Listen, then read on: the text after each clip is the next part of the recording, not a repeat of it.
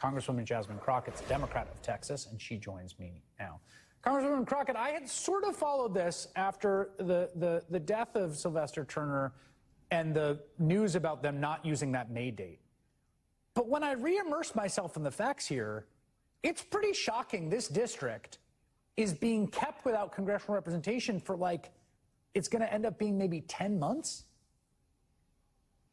Actually, it may be very close to a year by the time all is said and done. What most people don't realize is that, number one, we lost 3 Democrats since Donald Trump has sworn in, and it was actually Sylvester Turner who passed away, unfortunately, first. Yet it is his seat that is actually going to be filled last. Just think about that for 2 seconds. You just talked about Representative Grijalva, or Representative-elect, since she's not sworn in. Let me clarify that.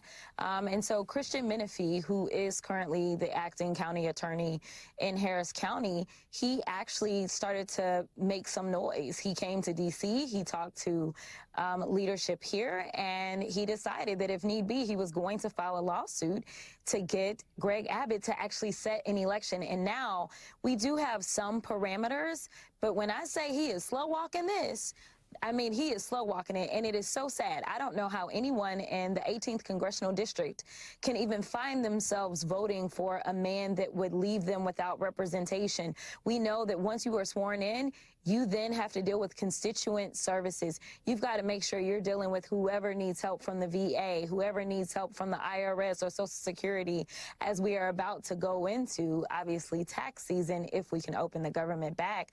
And now we know that people are devastated because they don't even know where their next meal is coming from because of this rogue government. And we know that there's not anyone who can hold a town hall and give them the updates on what's happening in D.C.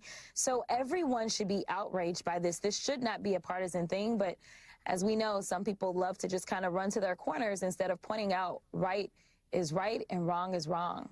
Yeah, I mean, your point there is a really important one, because at one level, right, the calculation by Mike Johnson in refusing to swear in Adelita Grijalva, which he could do, there's these pro forma sessions they keep doing, he's refusing to do it. He doesn't want that +1 added to the tally. It's pure partisan power consideration.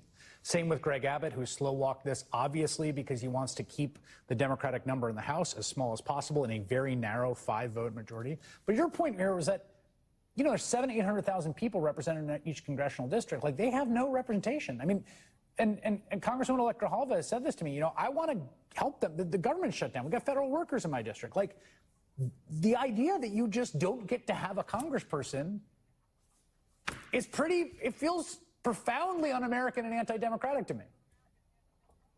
Absolutely. I mean, the idea that, and Rep-elect Grijalva is in a very unique situation, because in this moment, those constituent services should still be going at least for the 18th Congressional District. But once there was someone who was elected, everything stopped for Rep-elect Grijalva, right? So now her constituents literally have absolutely nothing. Like, there's no staff that can do any work. They have her to say she's rep-elect, but there's nothing she can do. She can't log into systems. She barely is in an office, so she can't be opening cases so that once the government opens, that her staff can kind of deal with those things. It is really sad. And here's the other kicker to this, right? Let's say, you know, our speaker decided to grow a spine and actually go ahead and swear in Rep-elect Grijalva. Well, ultimately, that means that we have the 218 signatures that we need for the discharge petition. But since we still aren't in session, it's not like a bill can come to the floor. Like, we have no bills that are hitting the floor anyway. So ultimately, like, those two things are going to happen at the same time, no matter what. So right now, why don't you at least try to look like you're serious about your job and look like you were doing the work of the people and not look like a petulant child and swear her in? Because at the end of the day, because you've decided to avoid having us in session, we can't take a vote on a bill anyway. Yeah, and the other thing is just bring back Congress into session. Again, I can't figure out, it's very hard to tell, because he does these press conferences every day, which sort of hits his talking points, says that he hasn't seen anything in the news, you know, blames the Democrats. What the position is, he, like, doesn't want to bring you back from recess because then he has to swear in Grijalva, or he doesn't want to swear in Grijalva because he doesn't want to bring you back to, I don't know. But the point being, It's what, 9 weeks now? It's 1/10 of the term she was elected to will have been spent on ICE. Yeah. Because Mike Johnson doesn't think anyone in the House of Representatives should work. Yeah, it is absolutely astounding, and I want people to pay attention.